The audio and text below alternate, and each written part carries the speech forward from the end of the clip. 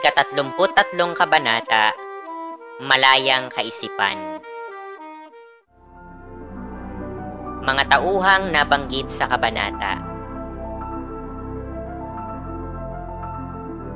Talasalitaan, nakalipas, nakaraan, namanhik, naligaw, pagdusahan, paghirapan, pasiklab, pasabog, hatol, husga, patibong, bitag, isusuplong, isusumbong, puksain, patayin, namangha, nagandahan, nahulaan, nalaman, tinugaygayan, sinubaybayan o binantayan, tunggalian, labanan, kinikilingan, kinakampihan, binalaan, binantaan.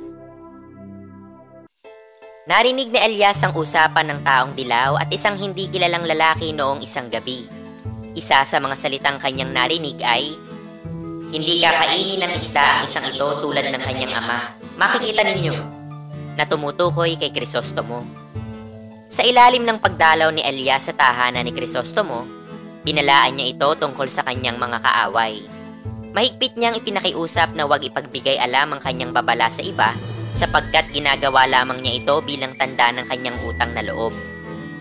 Pinayuhan din niya si Crisostomo na maging maingat sapagkat marami ang nagbabantang kalaban sa kanya at nalalagay na nga sa peligro ang kanyang buhay.